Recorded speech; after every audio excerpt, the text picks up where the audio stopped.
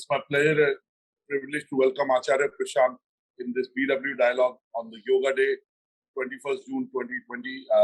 Acharya Prashant ji doesn't really need an introduction. He's a spiritual leader, he's a seeker, he's a guru, and he's now an author of multiple books which are being read by millions of people to seek the right path. Acharya Prashant, we celebrate the Yoga Day every year. We go back to our lives. Sometimes we don't incorporate yoga in our daily living. Why should one incorporate yoga in one's daily living? Because one is not okay as one is. Had we been perfectly all right, there was no need to change anything, bring in something new, or exclude something. And it is not really the body that is not all right. Given the advancements in technology, medical science, and the prosperity we have today, our bodies are probably better placed and we are healthier than we were ever at any point in history. You look at the average age of the human being today. In some countries in Europe it is going closer to 90 years now. Even in countries like India, it's shifting towards the 80 years mark. We have eradicated so many diseases. We are quite in control of much that is physical. The problem is the mind. Therefore, when we talk of yoga today, it must be yoga of the mind.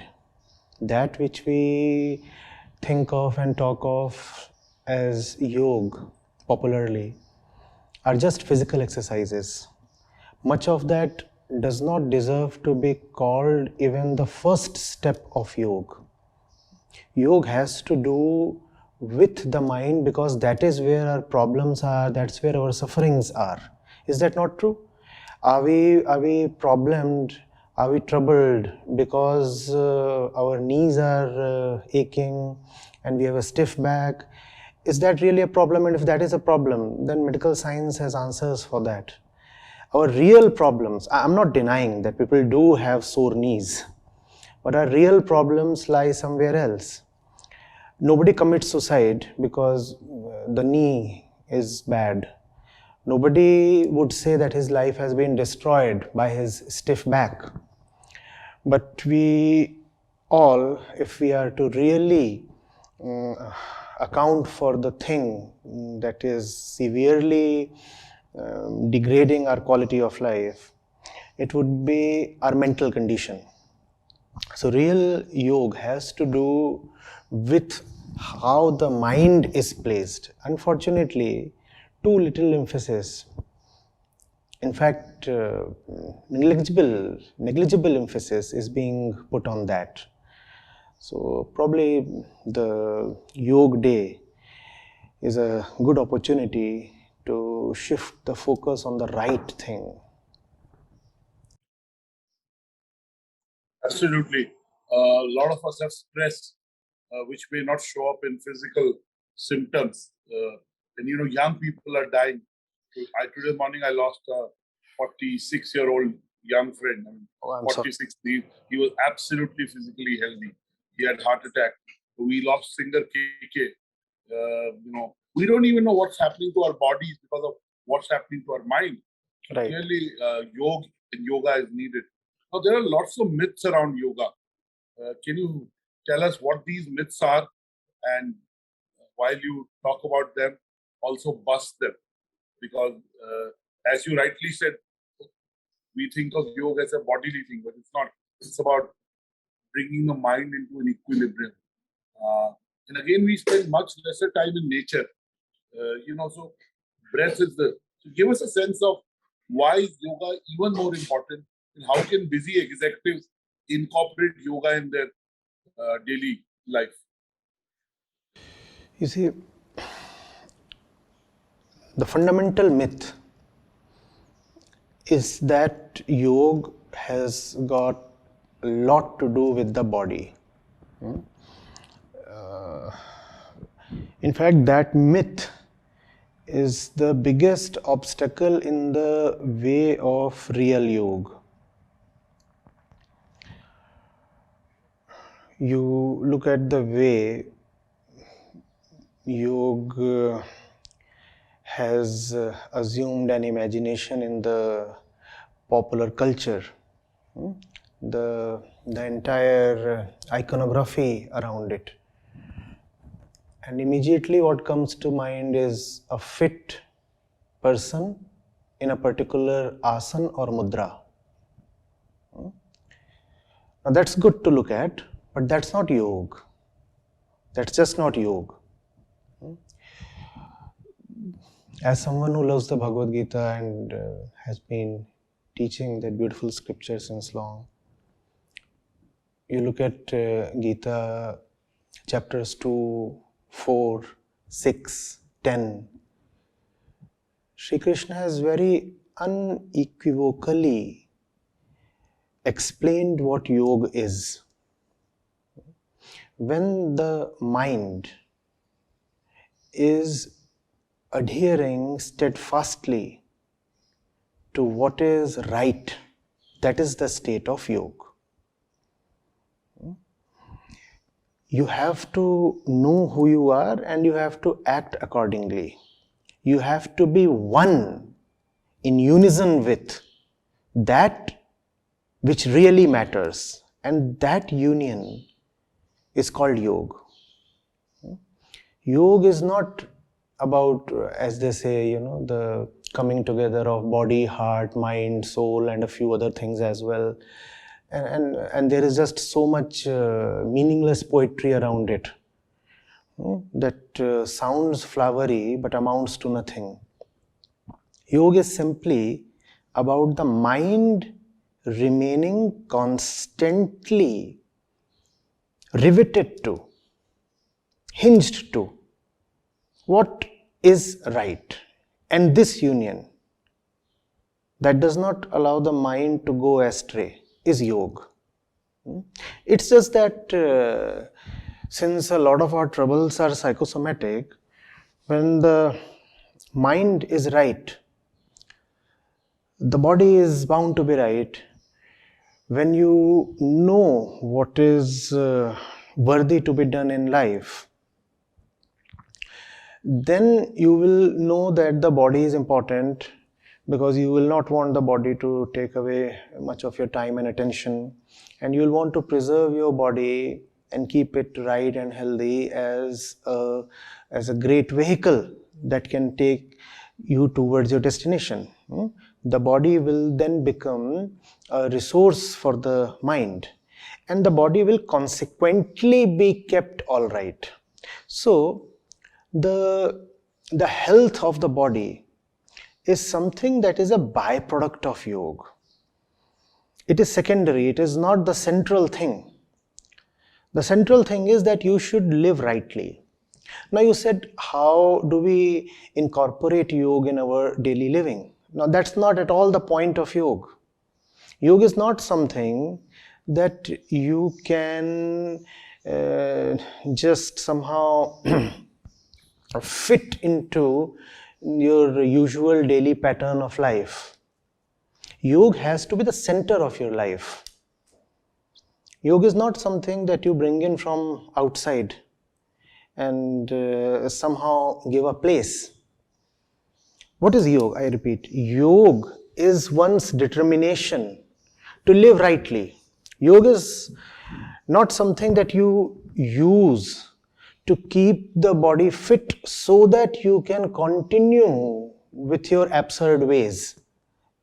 I might be living a very mistaken, a very deluded kind of life, and still I might want to have a fit body, because a fit body allows pleasures of all kinds and keeps away pains of many kinds. And also, given that most of us are terribly body identified, there is an added incentive to be physically fit.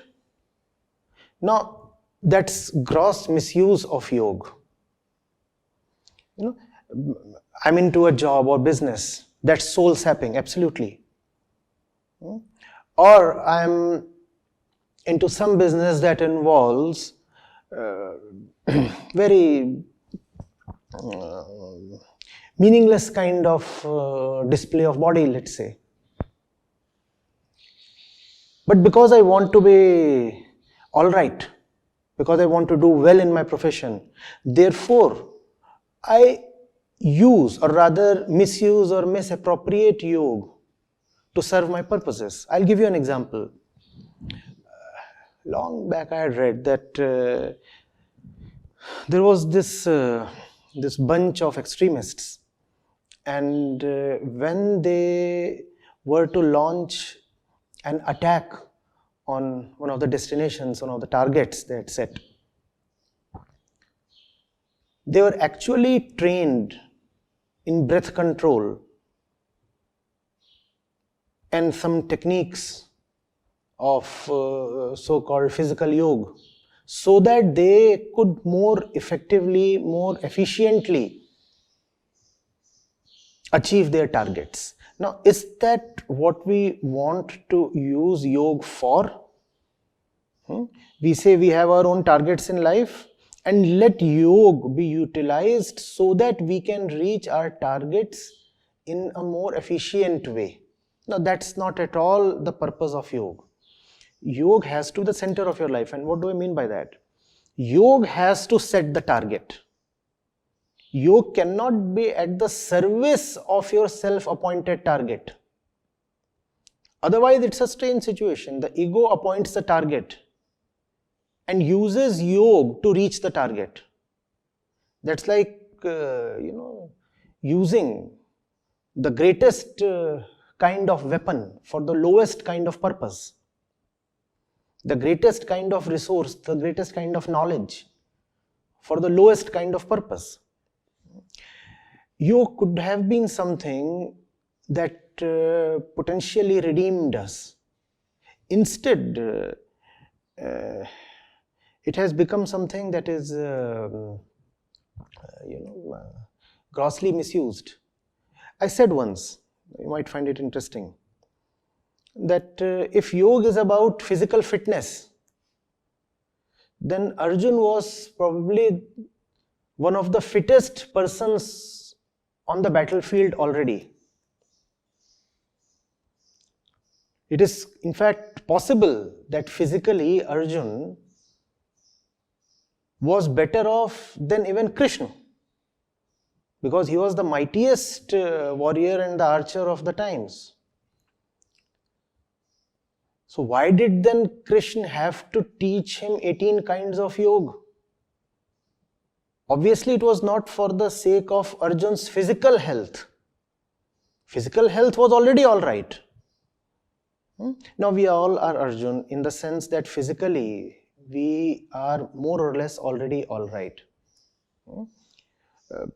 We should again revisit the physical health data that we have.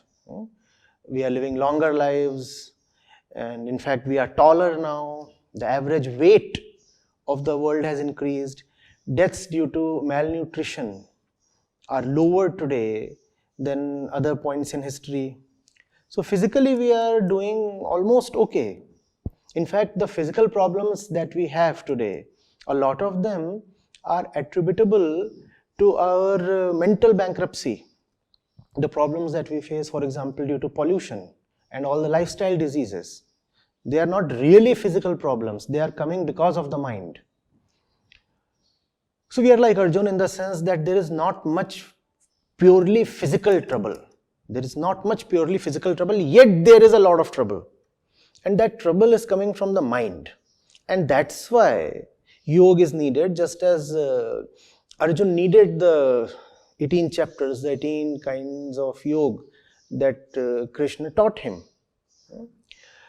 So this myth has to be busted. This misconception has to be totally negated. Otherwise, on the yoga day, you will again have leaders and politicians and everybody who wants to have his share of the limelight coming in front of the camera and displaying a few physical poses and passing that off as yoga. That is not at all yoga. That's a stretching exercise. Or that could be strength exercise without using external weights. You go to the gym, you use iron weights, or you could do the same exercises using body weight. Now, stretching and strength building, this is not at all yoga. I'm not denying the importance of this. Everybody should have a flexible body. Stretching is great. We all must have powerful muscles. So, having a well-toned and strong body is again great. But please, that is not yoga. That is not yoga. Let's not corrupt the very concept itself. And if you will go closely into the psychological aspects of it, the ego has a vested interest in limiting yoga, in actually caging yoga within the concept of physicality. Because if yoga is not arrested within the bodily walls of physicality, then yoga will attack the ego itself, and the ego does not want that. So the ego has played a clever, dirty trick. It has said, yoga is wonderful, yoga is great, and yoga is physical. Now the moment you liberate yoga from these artificial and unwise physical constraints, yoga becomes such a powerful force of life transformation. Then you have to read, then you have to understand. Then you have to go into what Patanjali and Sri Krishna actually meant. Now, that is something we do not want to go into. But we are very happy with having a slim body because it helps in doing whatever we want to do. And that's the evil in it, whatever we want to do. Why do you want to do whatever? Why don't you do that which is right? And yoga is about that itself, doing what is right, not doing whatever. You have ample gurus who will come over and say, oh, you do this and then you can do whatever you want to do. Now, the moment you hear this kind of phraseology, that yoga will help you do better whatever you want to do, I suppose one must run away. Because that's exactly antithetical to yoga. Yoga is not about doing whatever you want to do. It's ego that says that. Not the dedicated, devoted, wise mind. No, that does not come from there.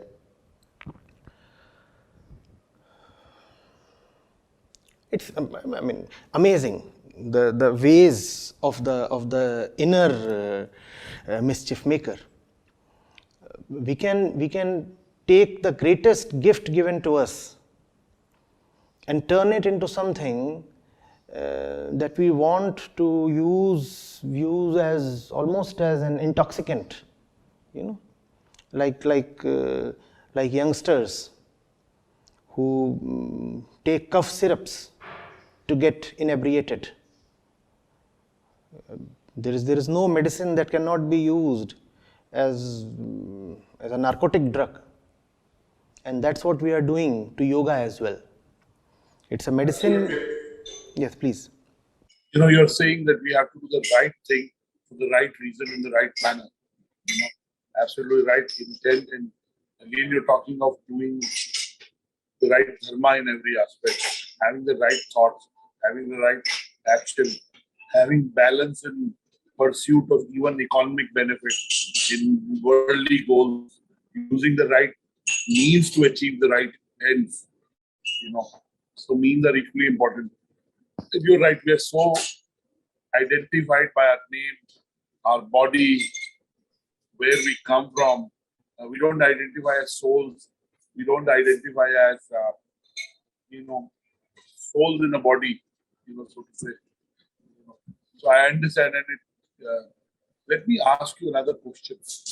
Today on the World Yoga Day, is there a mantra you already said do the right thing for the right reason. You already said, don't abuse your body, don't abuse your mind. And mind comes from right practice, from doing the right things, balance in life, doing whatever your dharma is, whatever you do, there is the right thing to do in that, doing that. And when your mind, they say when your mind and your actions are in sync, what you say, what you do, what you believe, if all three are in sync, then you have a healthy mind, so to say. You have a healthy living, you have a harmonious living, whatever word you want. You are living to your higher purpose. I mean, what is this fixation with perfection today? So, I am a Hindu. I only believe the perfect person is Lord Shiva. Only Lord Shiva is perfection incarnated, right? So, how do we live our life?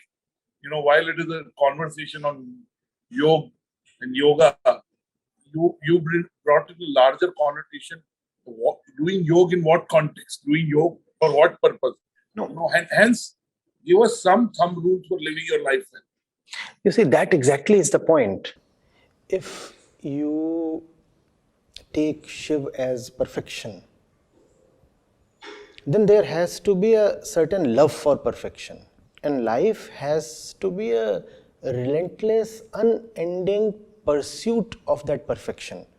That which might be unattainable, and the scriptures clearly say so, that it is something that you will never really get to hold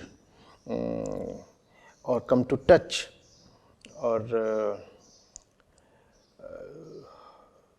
really meet in the normal sense of the word. But still, if you just remain devoted to it and pursue it, life will become worth living. Not the attainment. Even the pursuit is sufficient. And that pursuit is something that would anyway happen if your respect for that which you are calling as perfection or Shiv is genuine. What kind of person am I if I venerate Krishna and have nothing to do with what he is teaching? So, and that is not really a policy or an option or a smart trick to play to oneself.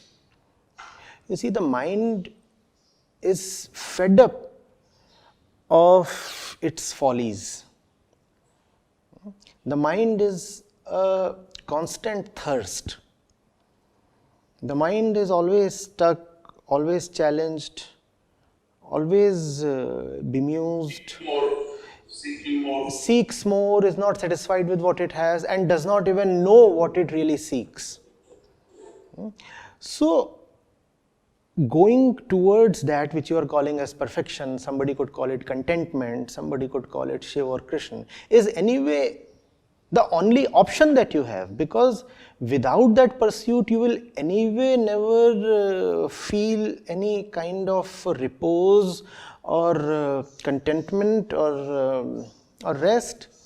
One would constantly be agitated, one would constantly be dissatisfied with life. And that's not how we want to spend our life. This is not just theory or ideology. This is the fact of who we are. We are born discontented. And because there is just so much agitation within and darkness within, therefore there is no option but to spend life in pursuit of light. That same light that you could call as perfection or Atma or Brahm or truth or Shiv or Krishna or Ram. The name is your choice. But that's an inevitability with anybody who has some sense and self-love. Why do you want to destroy your ears? That's the question we must ask. I mean, one is already not all right, and one is acting in ways that would only further the inner sense of injury and disquiet.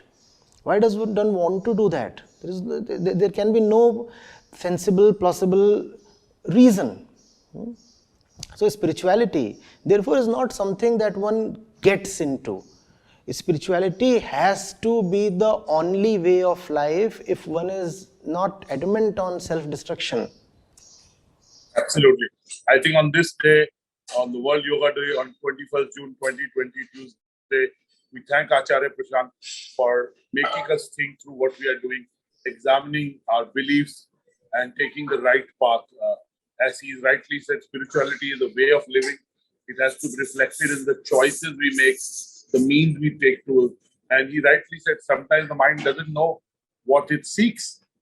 And just being in the moment, being mindful is possibly one way to then get to that path. So we are grateful to you, Acharya Prashantji, for doing this conversation, which is a benefit to our viewers and readers on the World Yoga Day. And again, not look at yoga and yoga in a holistic way, in a deep way, and not just in a superficially, in a exercise or a stretching, activity. So thank you so much. We're grateful to you, and we look forward to doing more conversation soon. Thank you. That was Acharya Prashant talking to us about the deeper meaning of yoga and how our actions and thoughts have to be aligned to live the life of purpose. Thank you so much. We'll be back soon with another powerful conversation which ignites the right thought process and hopefully right action. Thank you to you, Acharya Prashant, and thank you to all of you for watching us. Thank you. So while we are in the middle of the series on Chandogya Upanishad,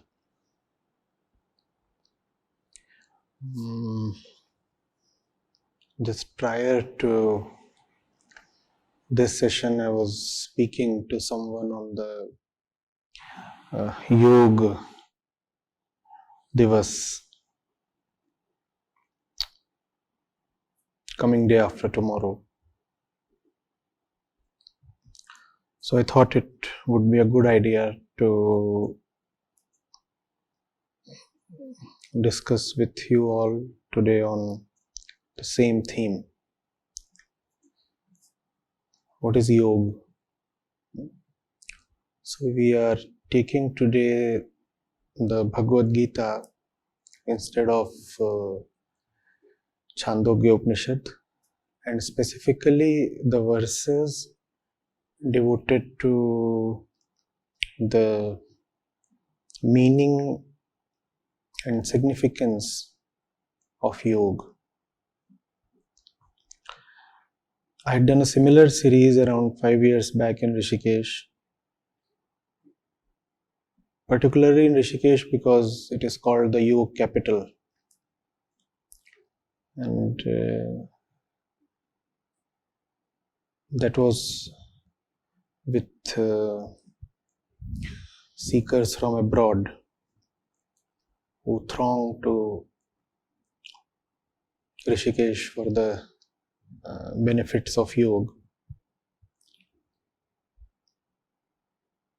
Some of these verses I had taken up then as well,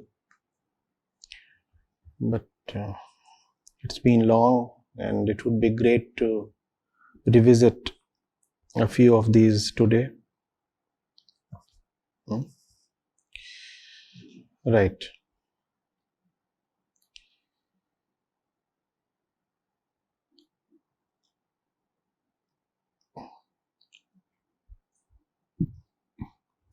Chapter 2, verse 49. O Dhananjay, indeed action is quite inferior to the yoga of wisdom. Take resort to wisdom. Those who thirst for rewards are pitiable. Arjun, action is inferior to the yoga of wisdom. So turn to wisdom. And those who thirst for rewards are pitiable. Now, what is this action? that Sri Krishna is referring to here. You see, the classical debate is between following a prescripted course of action with the intention to achieve some benefits or rewards from it, versus acting out of one's understanding. That's the debate. That's the debate we remain surrounded within and without throughout our life. And that's also the debate within the domain of spirituality. That's also the debate within the Vedic literature itself. How to live. There is a school of thought that says, there are tried and tested methods. You do this and you will get that reward. And it's for the sake of rewards that one lives. And what are rewards? Other names for happiness, pleasures. And because Prakriti is repetitive in nature, therefore certain rules and equations can be culled out from the flow of life. For example, you could very well prescribe it as a rule to your kids that if you study well and then you get a decent job and then you get married, then you will have happiness. So there is the flow of life. And if you are even half attentive, you will be able to figure out that these kinds of pattern-based equations exist there. So there is this school of thought that says that since we know that there are certain actions that bring about certain happiness, why not simply follow those actions? Why not do the things that anyway benefited several before us? Our fathers and forefathers, they were beneficiaries of certain patterns of actions. Do certain things, get certain results. Do certain things, get certain results. Avoid certain things, avoid certain kinds of inconveniences. And that's well known. So that's one school of thought that believes in prescriptions and commandments and manuals for life, operating manuals for life, how to go about this tricky business called life. There is that school of thought. You could call this as very similar to the Purva Mimamsa philosophy.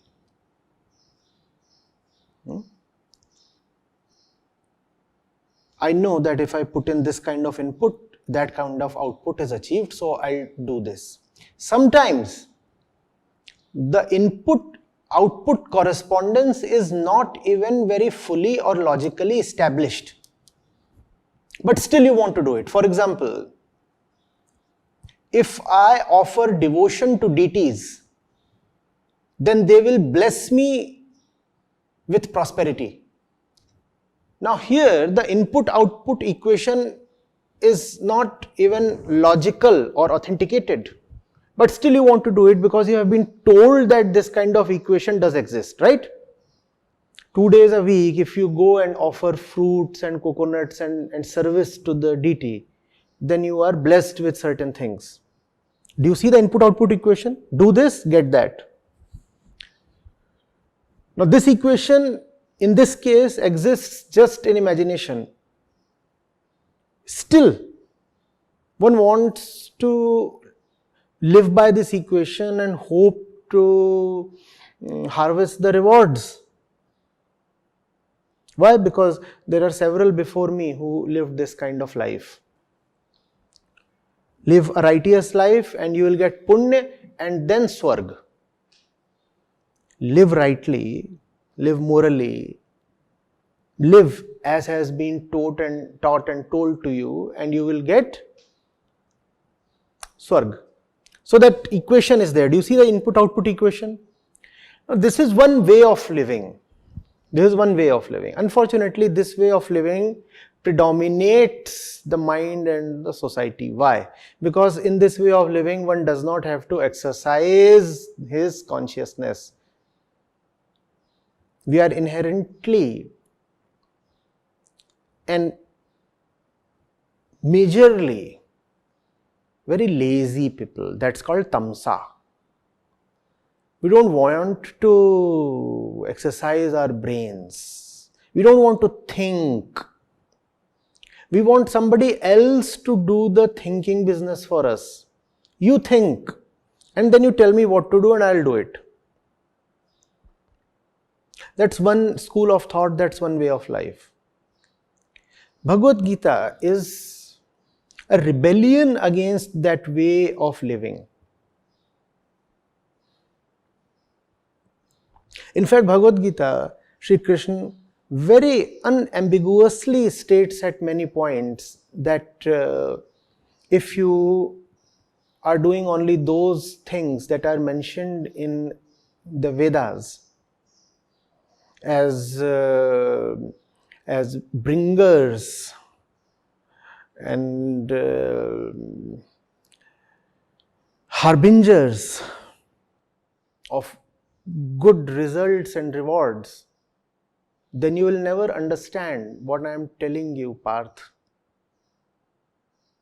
If your mind is fully occupied with and has been corrupted by the Vedic notions of do this and do that, then my knowledge is not for you, Parth. Similarly, here, I was looking at it, it was so beautiful. Tragunya Vishaya Veda Nistragunyo Bhavarjun. All that the Vedas talk of is within the three qualities of Prakriti. Tragunya Vishaya. Vishaya is subject, Tragunya is the three properties, Satrachitam, which means Prakriti. So all that the Vedas are talking of, this is 4.45. All that the Vedas are talking of is within the fold of Prakriti. Arjun, you have to go beyond. Nistragunnyo bhava Arjun. Nistragunnyo. Go beyond the three qualities, which means don't be limited to the Vedas. And the Vedas have been named here specifically. And Krishna names the Vedas again and again and tells Arjun to go beyond the Karma Kand portion of Vedas. And this aspect is rarely highlighted, that Krishna is speaking so much against Vedic ritualism in the Bhagavad Gita. No one wants to talk of that. The Bhagavad Gita is extremely incompatible with early Vedic ritualism. Let that be very, very clear. And that's not an inference that I am drawing. That's the very spirit of the Gita enunciated in so many words. I'm not reading between the lines. I'm not foisting my own interpretation on the Gita. I'm not even interpreting. I'm talking of direct translation.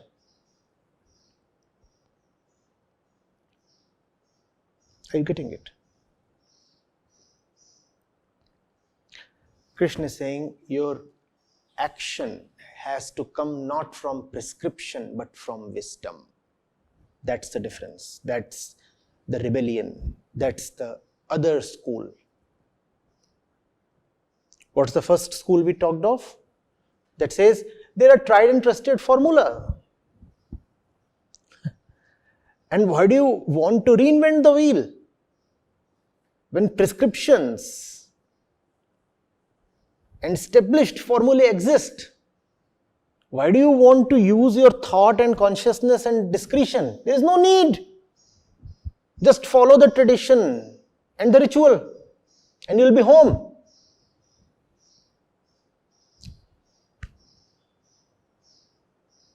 That's the beauty of the Vedas, you see. They begin with ritualism, but they flower into something far beyond ritualism.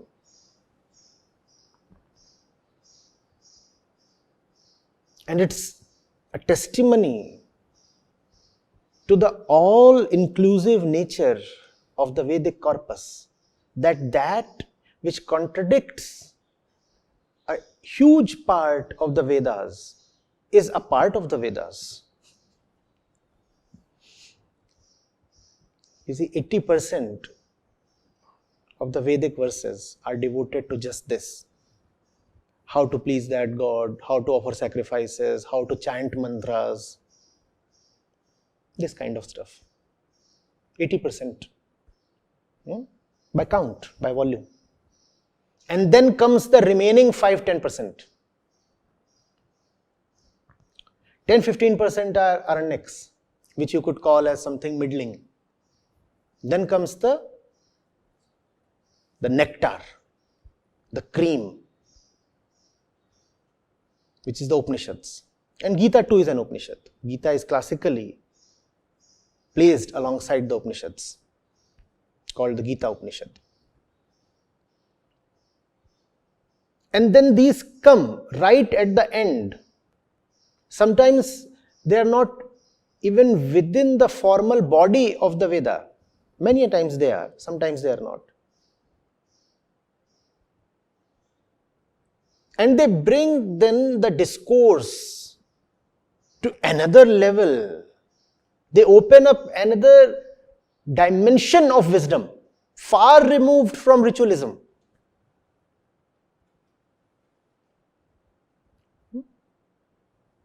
There is no monolithic pattern of thought here.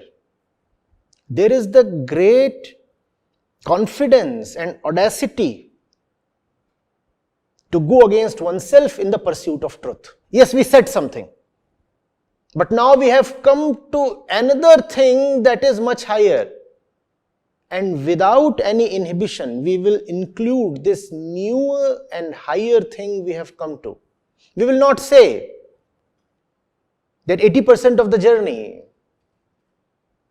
we have been following one ideology or one school of thought. So now, when we are coming to the fag end, how can we take a U-turn or how can we climb to another height? No, that's not what the Vedas do. The Vedas say, yes, we said something. For a lot of our length, our thickness. But now we have come to something more beautiful. And we are not ashamed. We are delighted. We will keep this new thing and we will call it as Vedant. We will say, this is the summum bonum, the absolute height. And we want to tell you from where it came. It couldn't have come had we not started from where we did. Therefore, we are not going to hide that either. We are going to keep both. It's a great display of our honesty and commitment to truth. We are not going to hide anything. Yes, there was a time when we used to worship fire. And now we have come to a point where we say, what fire? What air? What food? What water? These are just sensory appearances. I want to go into the senses, and when I go into the senses, I want to say, no. Far from the truth, far from the truth. There was a time when fire was the biggest reality for me. And now I look at fire and I say, far from the truth, far from the truth. I have put fire to fire. Gone, finished, reduced to ashes. I get it. So why did then the rishis keep both, the Purva Mimamsa and the Uttar Mimamsa? If they knew that the valuable part was contained only towards the end and was quite succinct, they could have kept only that much. Why? It's like a great research paper where we are taking you through the entire journey of the research process. Why do we hide that? There is no need. Because anybody who will begin on this kind of inner research expedition will invariably begin from a deluded state and will have to pass through a lot of dark places. Before you reach that height, you will have to negotiate so many valleys and curves and crevices and whatnot. I want to tell you the entirety of it. I want to tell you how I reached the Upanishads. Otherwise, you will think the Upanishads just dropped from the heavens. Otherwise, you will start saying that the Upanishads are a result of divine blessing. Otherwise, you will start saying, oh, these are revealed books. They do not come from one's hard work and commitment to truth.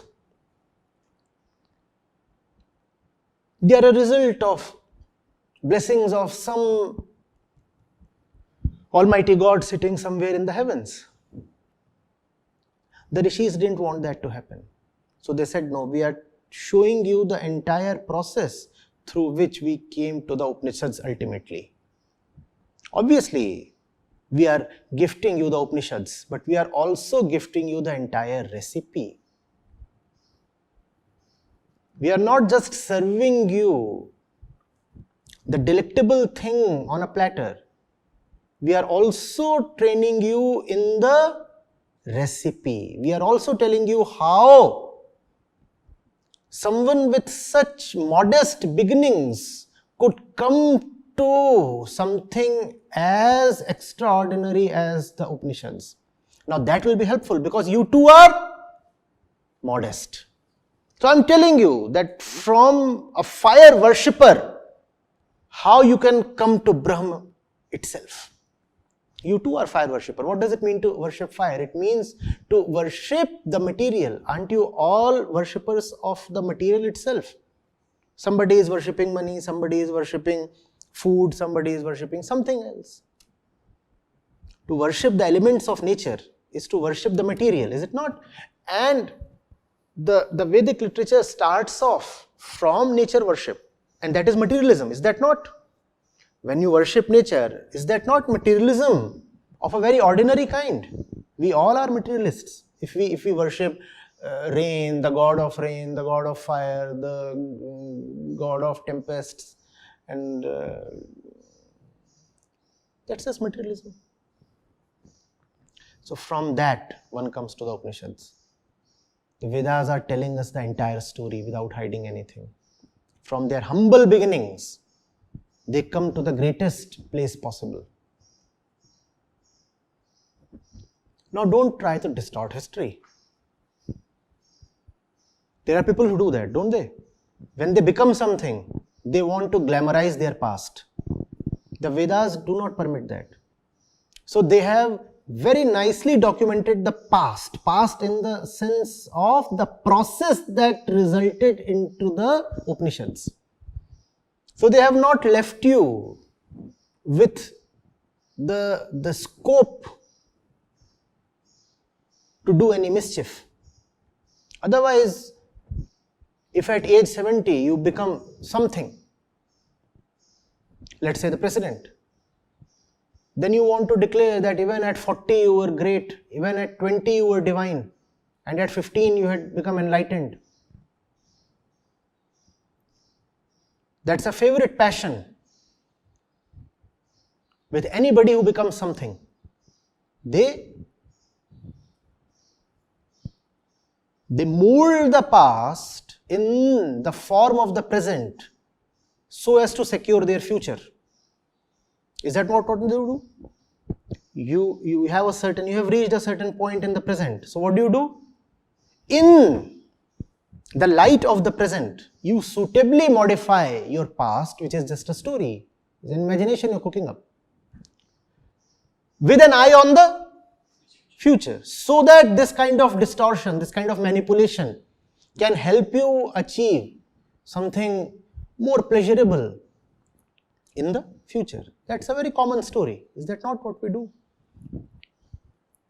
There used to be these official bards. In Hindi we call them bhand. What was their purpose? Kings used to keep them.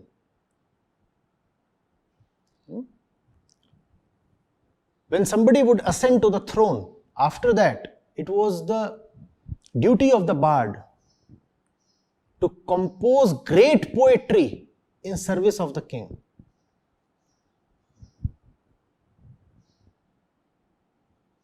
Great poetry. And some of that poetry later on becomes history. And you start thinking, oh, this is the way that king actually was. No. That is poetry officially commissioned.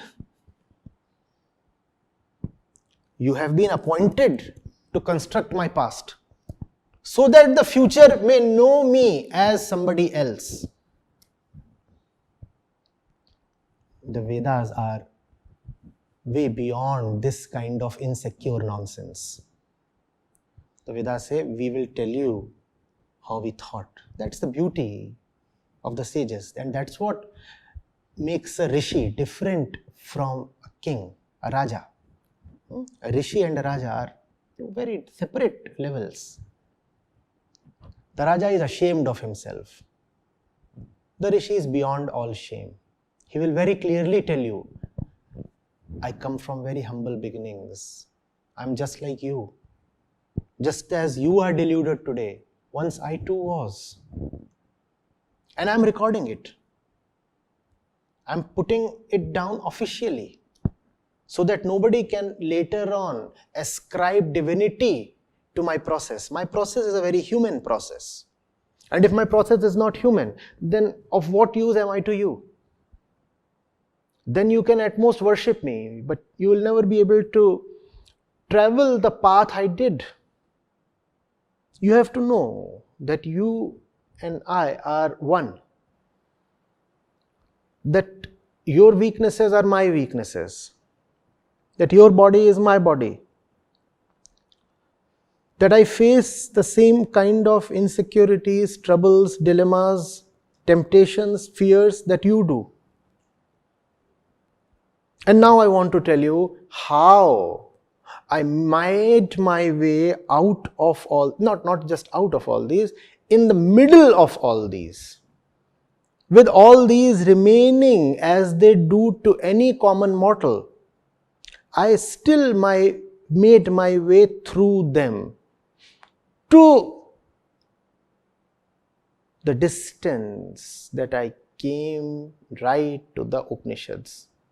And if I can make my way through the darkness of inner ignorance, son, you too can. That's the entire message of the Vedas. You too can. See where I am starting from.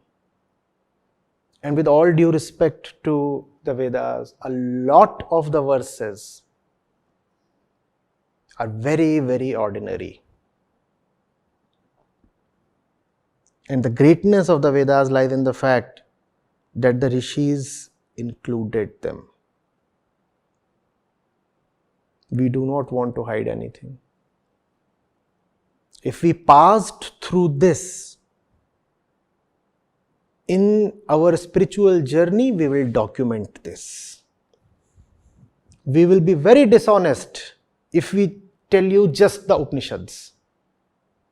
It will be both dishonesty and disservice. Because if we tell you just the Upanishads will not remain very useful to you.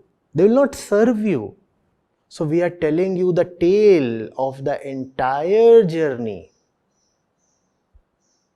See, we passed through a lot of superstitions also. We even passed through belief in witchcraft, believe me, before we could come to the Upanishads. This is what we had to experience. So son, if today you find yourself in the middle of a lot of muck, don't be disheartened. One day we were just as deluded as today you are. But we still made it. And if we made it, you too can. Don't be insecure, don't be demotivated, don't be ashamed. Before the great dawn of the Upanishads is the deep dark night of ritualism, blind beliefs, illogical thought and superstition.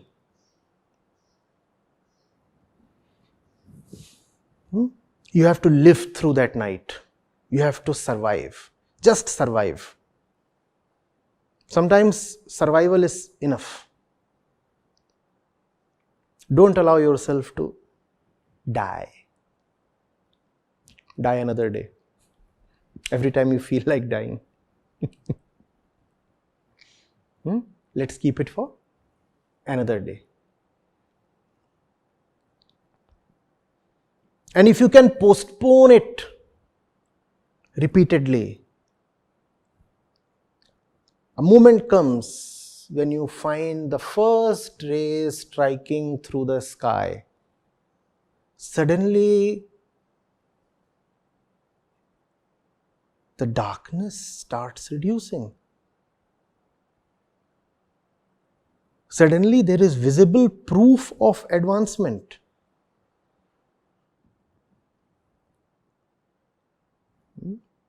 But you will have to live through the night, face all the agony and the darkness and the loneliness and the disappointments. You will have to be alive and awake when it dawns.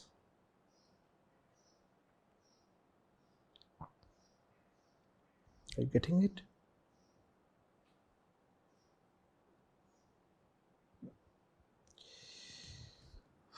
So, have we gone astray from the verse? Action is quite inferior to the yoga of wisdom. You see now what action is? What is action? Action is the prescribed kind of action, ritualistic action. What is yoga of wisdom? Your action has to be one with the truth. That's yoga of wisdom. Let wisdom guide your action. That's the yoga of wisdom. That's what Krishna is suggesting to Arjuna. And what is the other kind of action? Prescribed action. Now, each of us in each moment has to make this choice. Where is your action going to come from? Is it going to be template based or is it going to be wisdom based? Template does not merely come from rituals and superstitions and traditions. The first and the most tyrannical of templates is the body. The body gives you template based action. Now do this. If you are dishonest, the primary reason is not society. The primary reason is body. The body is not born for honesty. The body is born to survive. And if dishonesty is needed to survive, the body will be dishonest. The fact is, it's easier to survive with dishonesty than otherwise. Do not blame yourself. Realize where your dishonesty comes from. you getting it? No animal is honest. In fact, honesty is a word irrelevant to animal kingdom. Irrelevant. We cannot even say they are dishonest. They are a-honest. They are amoral.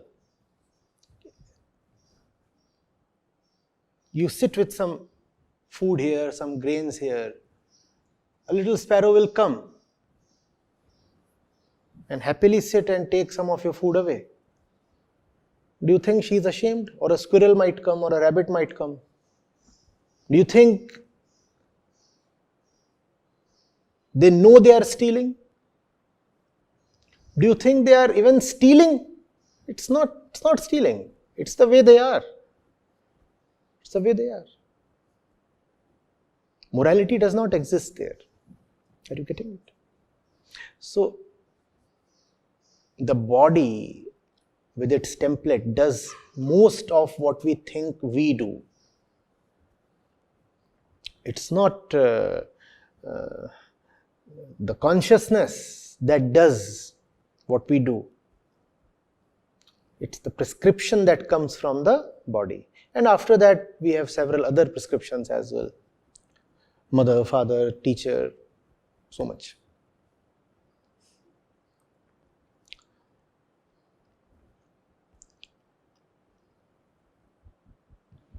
The entire lesson is contained in just this much. Action is quite inferior to the yoga of wisdom. Full stop.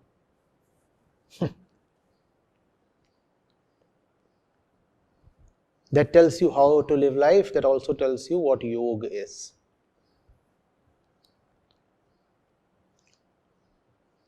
Everything about you must be united with the highest point within yourself. That's yoga. What do you eat? What do you wear? Where do you go? What do you say? Let that be united with the highest point within. That's yoga. Are your words coming from the highest center within? Your thoughts, your ideas, emotions, your relationships, your goals, desires, your acceptances, your refusals, where are they coming from? Let them be united with the Krishna within, called Atma, or pure mind, or no mind. You could put it either way. That's yoga.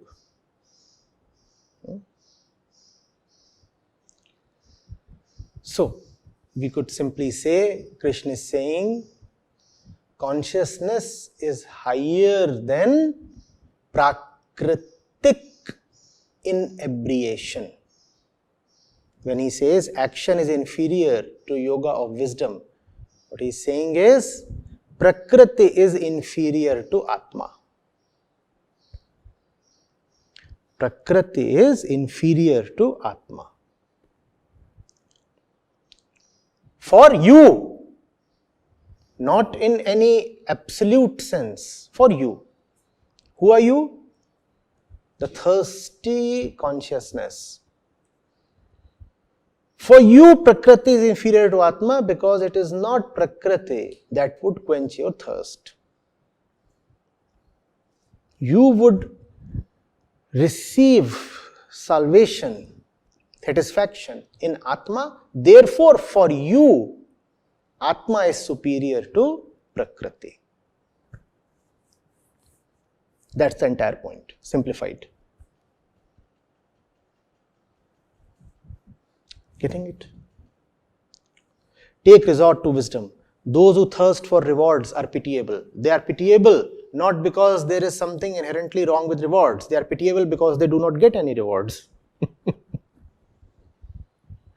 Those who thirst for rewards are pitiable because the so-called rewards only deepen their thirst. The so-called rewards only make them even more miserable.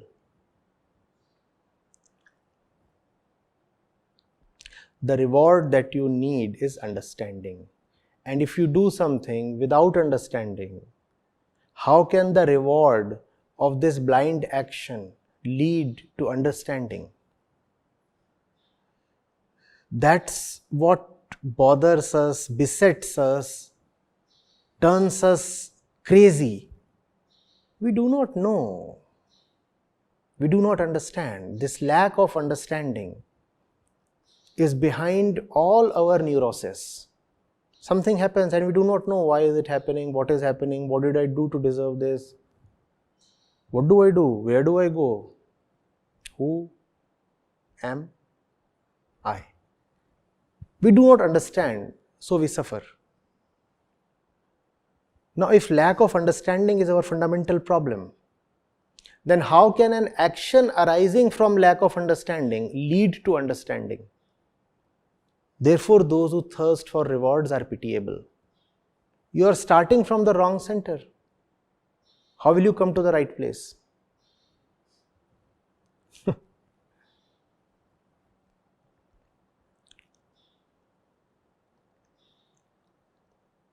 It's like a drunkard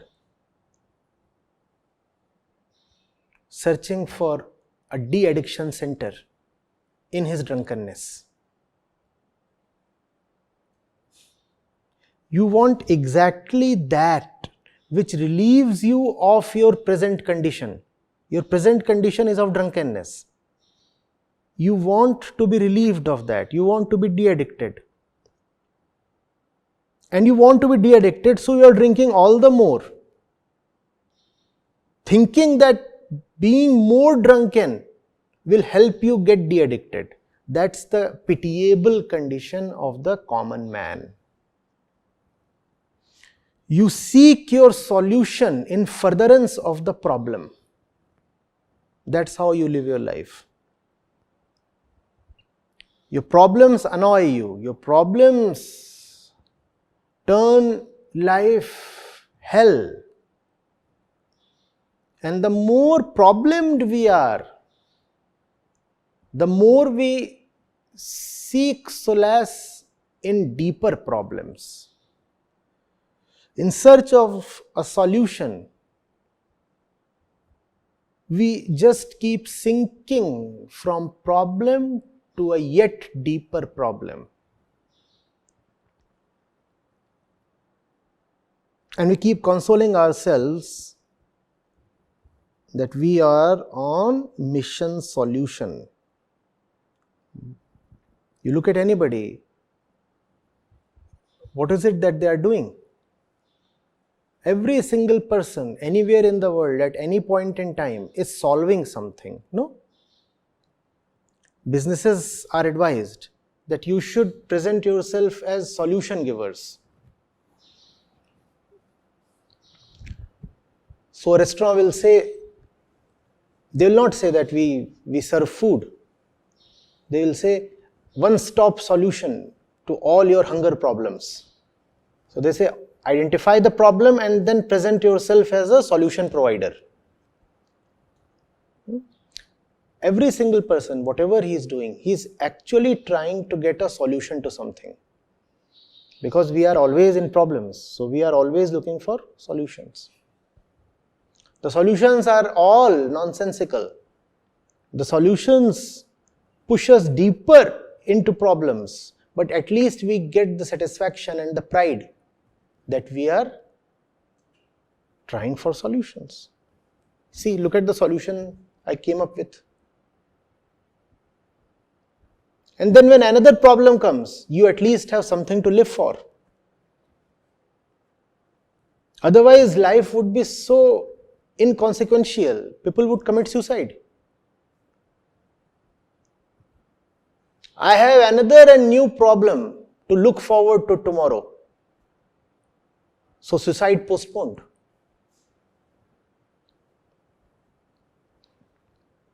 Think of how meaningless life would be for most people if there are no problems. And now you know why the ego mischievously, surreptitiously keeps creating more and more problems for itself. It does not live for the truth. It lives for its own survival. And to live for one's survival makes any sense only in presence of challenges to survival. If there are no challenges to survival, whose survival are you protecting and living for? Therefore, if you are to live for your own survival, it is incumbent, imperative that you first of all create threats to your survival. No? If there are no threats, what is there to protect? If there is nothing to protect, what is there to do? If there is nothing to do, why are you alive? So to be alive, you need problems, threats, challenges. That's what we do all our life. We keep creating problems for ourselves, just so that we can somehow justify our existence. No? When you go to the market, they do not sell you solutions, they sell you problems. If the problem is sold, you will be yourself crazy for the solution, you will buy it. First of all, they convince you that there is a great problem. And then you will beg for the solution and buy it at any price. Do you see this? That's the way of the ego. To keep creating problems so that you can take pride in calling yourself a solution provider.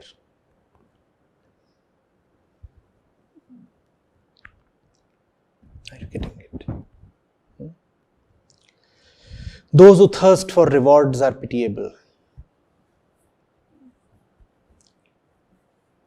Just to live, you are turning life into hell.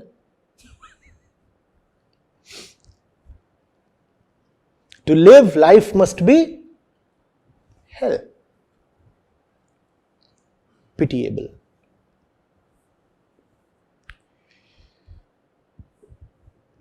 If all becomes okay, what's there to do?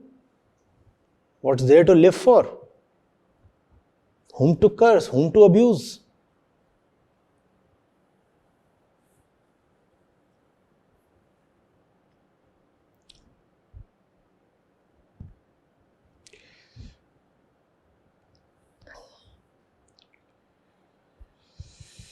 Yes, question. Namaskar, Acharya ji. Today, when you were explaining about the Vedas, the ritualistic part of the Vedas and the Vedant, it took me back to my 9th class days, when we used to read Dalton's theory, and then we moved to Rutherford, seeing that there were some problems with that theory. And then we moved to other, but at last we were able to throw that away. Like Dalton failed, now Rutherford came, then dual nature came. But with the ritual part of, why did we get stuck there? Why do we see people getting stuck there and not moving to the Vedanta? Because in science things are objective. Therefore objectivity is easier there. It's very difficult to be objective in subjective matters. This gets old. You bring in something better, you can keep it aside. Can you do that with your friends as you see that they are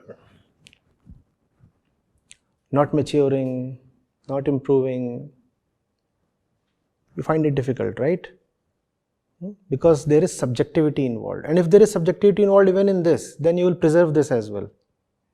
Oh, my old mug, my old relationships, we used to sip from it together, how can I throw it away? You see this? Attachment, that's one thing.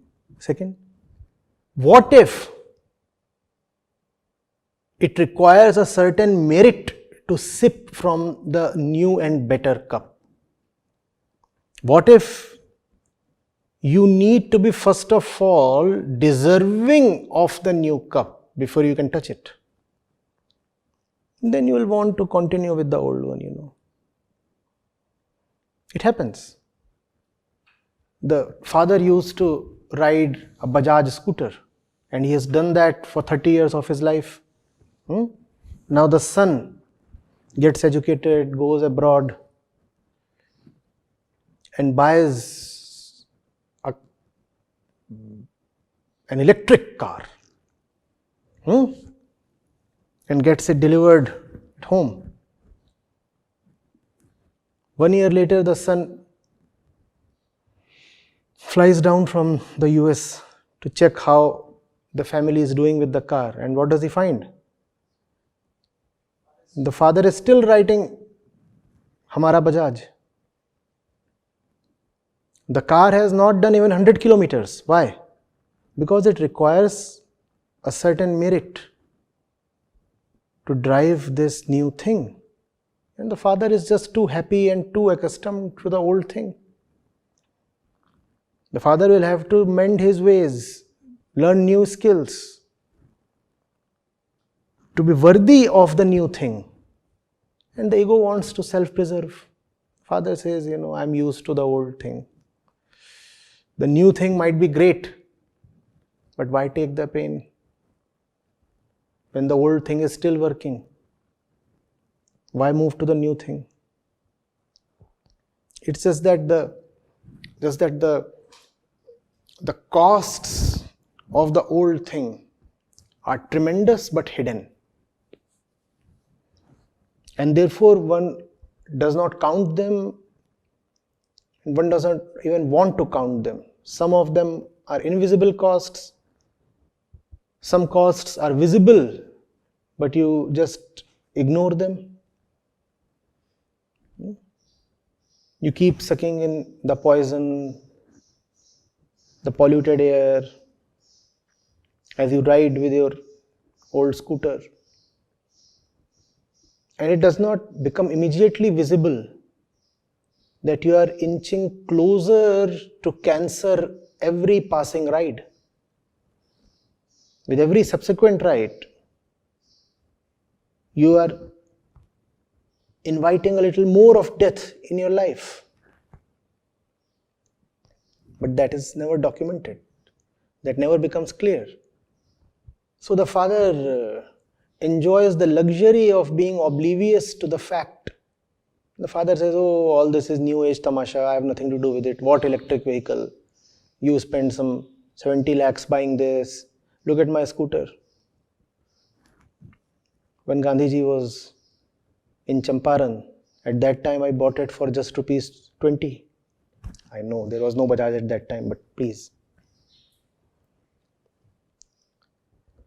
That's the kind of thing you have, You are such an idiot. You have spent rupees 80 lakhs on this car. My scooter I bought just for 2 annas. Those were the days. You could get a brand new scooter just for a few paisa. That's the kind of extraordinary, exaggerated, rubbish rhetoric you get, don't you? Now you know why old stuff survives. Just that one day the old thing will crumble in the middle of the road. And dear father will find himself rolling on the road. And the only thing that will save him is that the maximum speed possible to this specimen of a scooter is 8 km per hour. So even if he rolls on the road, it's not really deadly. He survives. And when he survives, he says, why I met this accident? Because foolish youngsters like you are driving new cars at high speeds. That's why I got this accident. Look at my scooter. It never exceeds 8 kmph. That is in 4th gear. And that's how all the nonsense and ritualism survives. And you also remember, once father took grandmother to pilgrimage, Kailash Mansarovar on Bajaj. That was when Aurangzeb was just about to die. That time it happened. So there are fond memories, Your dadi loved the ride so much.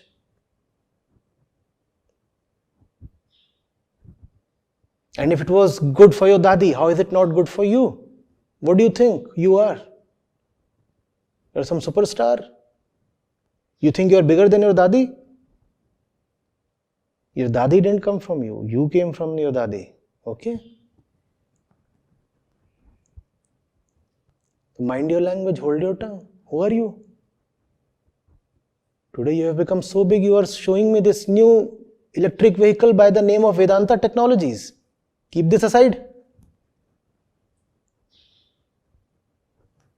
Hamara Bajaj.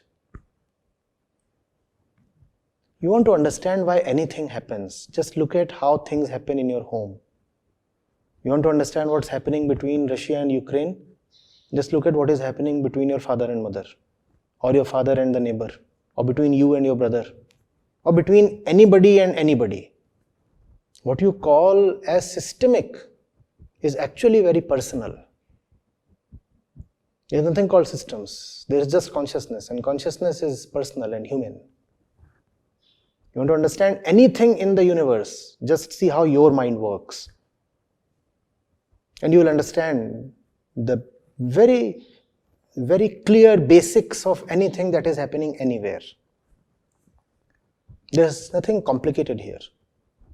It's all very simple if you can look at the self.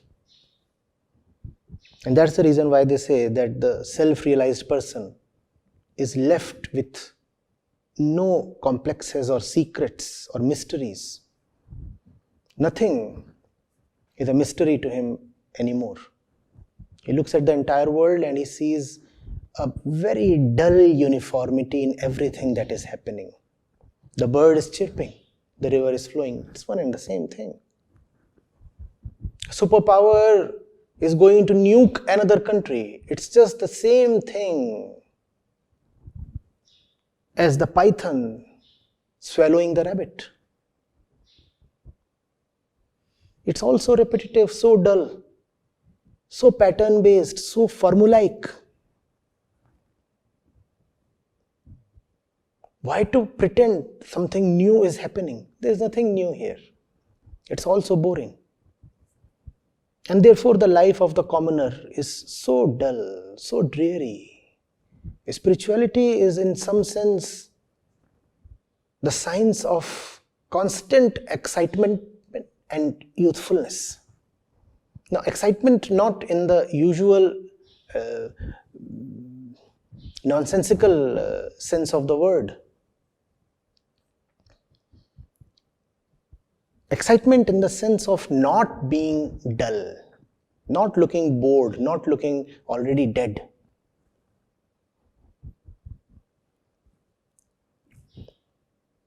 You look at the faces of most people, if they just close their eyes, you will say, oh, take him and cremate him.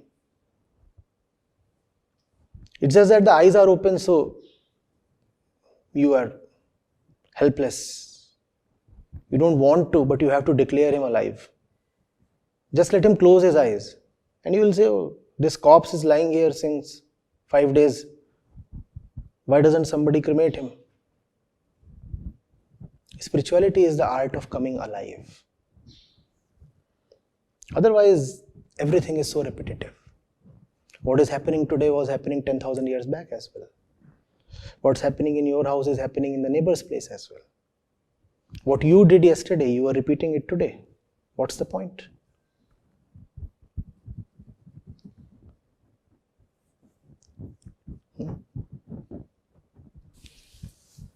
You use the word dull uniformity, Acharya ji. Dull uniformity. So how does it make it exciting to watch a dull, as you said that, the spiritual man is able to see that everything, there's a dull uniformity everywhere. There's just a dull uniformity, so I don't want to be a part of this dullness. The moment you say, I don't want to be a part of the dull repetitiveness, something new opens up. But that cannot happen if you remain a victim to Prakriti. All that Prakriti can give you is a dull and repetitive life. You become father once, then again, then again, then again, then again. Women bear 10 kids. They used to do that till a few decades back. And every time they pretend something great is happening, something entirely new. What is new? It's just the same as having periods every month. What's new? Oh no, something great.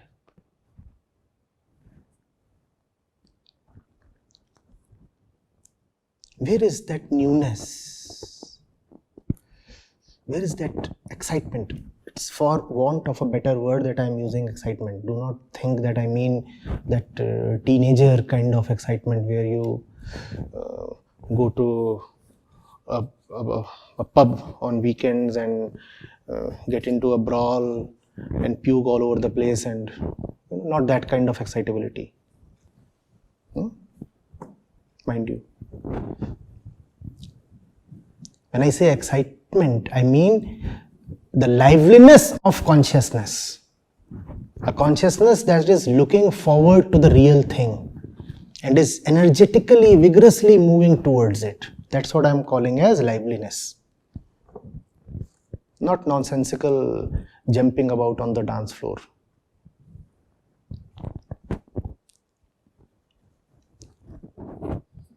I have nothing against dance. It's just that our dances too are very, very dull and repetitive. Now do this, now do this, now do this, now do this. What is there? What are you doing?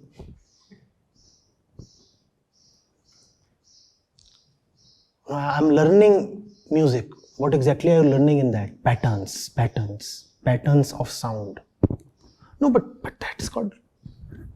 Hello. That which you will create will be dull.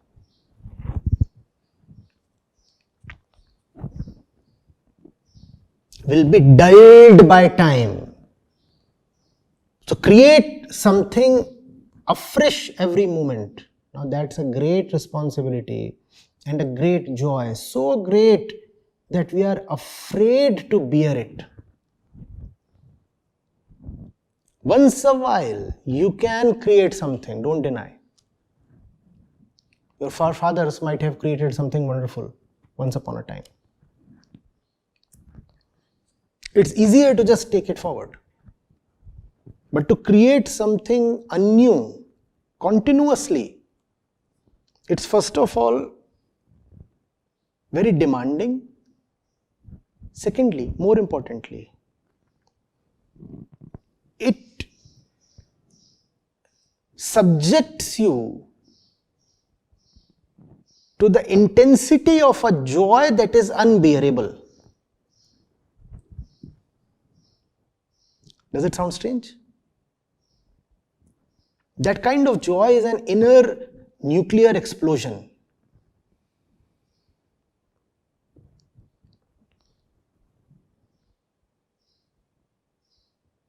You don't survive. One goes crazy.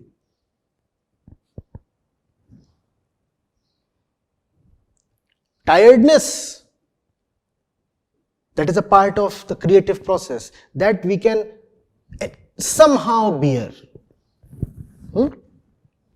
Because we are used to laboring. We labor through life.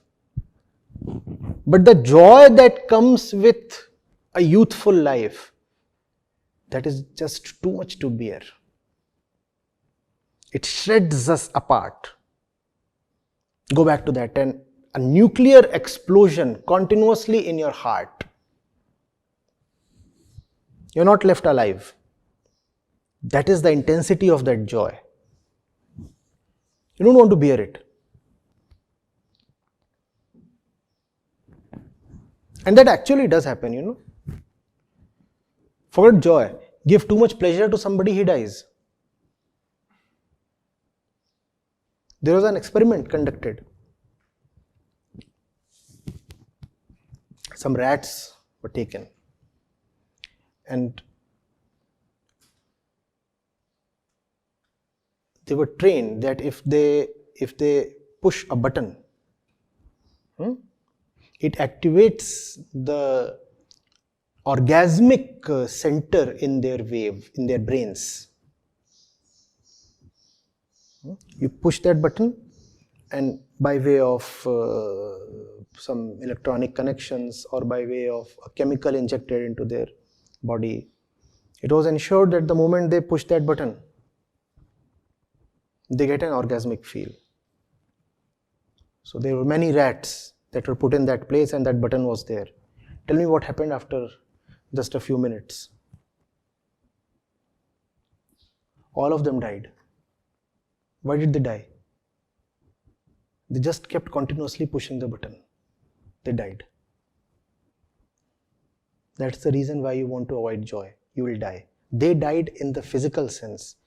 You die in the psychic sense. That's the difference between pleasure and joy, no? They had too much of pleasure, they died in the physical sense. But if you have too much of joy, you die in the psychic sense. That great death is at the center of spiritual attainment. You want that death. You want that death, but the ego does not. Therefore, you avoid joy. Therefore, you will find the faces of all these ritualists typically very long. You look at their faces, dark, dull, gloomy,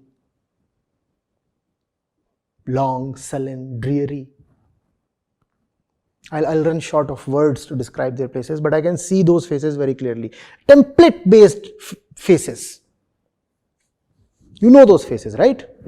Serious. Serious without substance. Honorable with hollowness. Serious without substance and honorable with hollowness. A very hollow honorability. A very shallow seriousness. Nothing to that. Just nothing to that. All this is nothing but avoidance of joy because joy kills. And they are so afraid they want to keep surviving in their rotten psychic sense, in their old selves.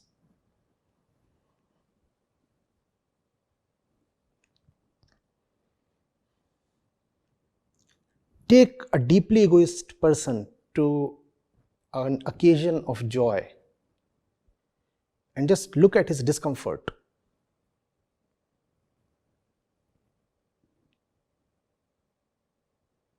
He will be totally off. He'll feel deeply threatened. Where have I come? Danger, danger, danger. There is a moment of joy. Ping pong, ping pong, ping pong.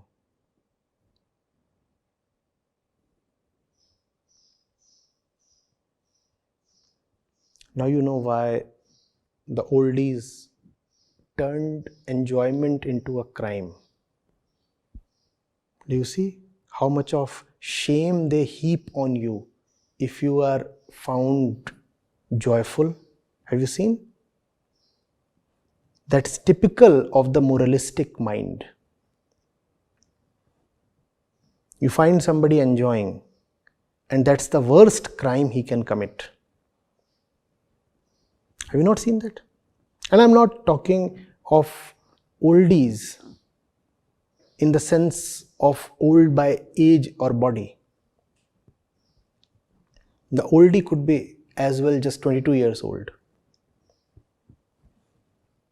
The oldie could be your wife or husband.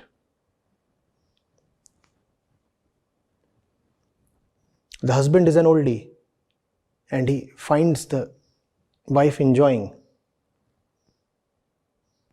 And now he buries her under a huge heap of moral indignation. Have you not seen that? All that you care for is your own happiness. You bitch. See how happy you are. How dare you be happy? Not that I am advocating shallow pleasures and happiness here. Please don't quote me wrongly.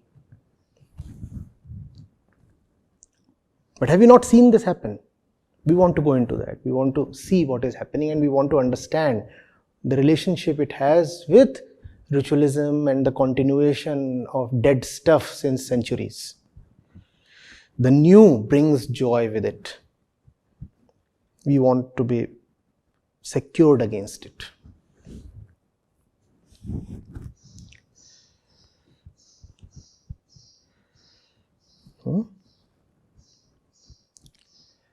The only way you can maintain a relationship with a few people is by being as dead as they are, or at least by pretending to be dead. Don't you know that? You sit with Dadiji, and if you start guffawing and laughing, the relationship is as good as gone. There you have to be long-faced. And if you start weeping there, then the relationship is reinforced. You sit with Dadiji and you say, yeah, life is hell, Dadi. Now you can have a conversation.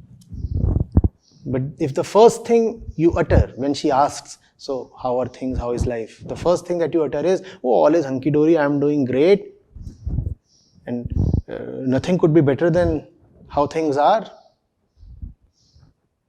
How's life? Couldn't be better. The moment you utter this reply, the relationship snaps. And when I say Dadiji, she need not be 80-year-old. She could be as well your 25-year-old girlfriend. You are away, she calls you up. And how dare you say, oh, I am doing great. What is it you are supposed to say?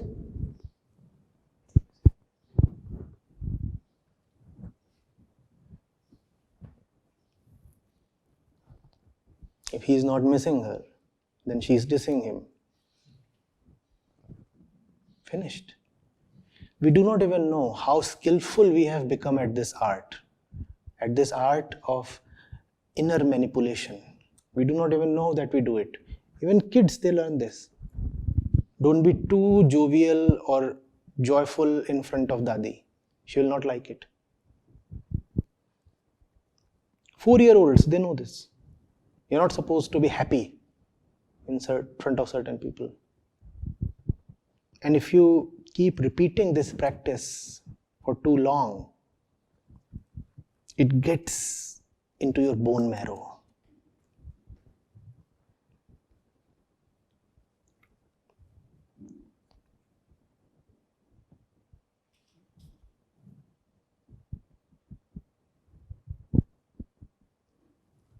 Simple joy is the only reason one can stay alive. Basic wit. The fun that is there in everyday occurrences of life. But that cannot be there if you are afraid and repetitive.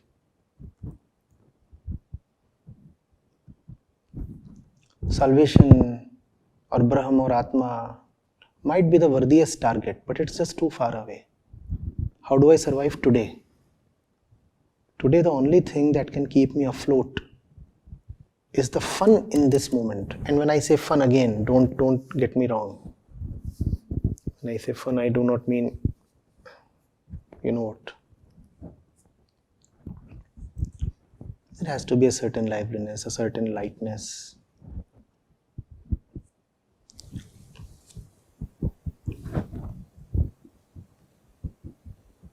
If your face is such that even a buffalo starts weeping looking at you,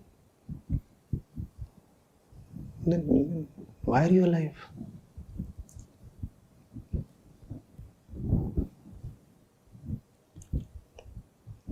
And when I say face, I do not mean that there is something wrong with your genetics, just the expression you carry.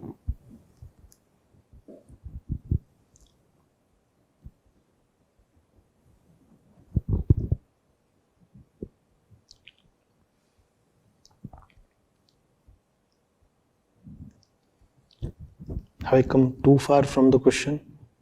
I don't think so.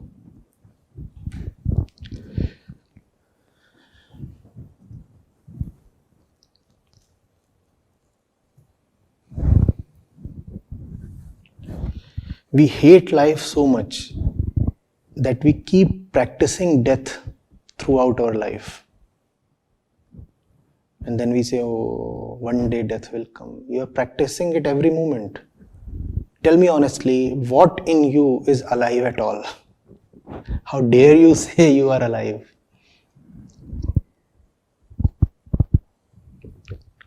Everything that is life affirmative, you have disdain for.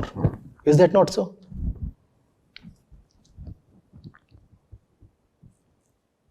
You are simply contemptuous towards everything that is life affirmative. The only thing that you can do with some pleasure is go to death. In that there is some pleasure, yes. India had become very, very sick, very old. It still is, though there are some green shoots of youthfulness and revival today, but still. There is a reason why this land became the most miserable land on the planet. I don't know how people talk of India as the Vishwaguru or something. You have to first of all look at India as the sick old man of the world.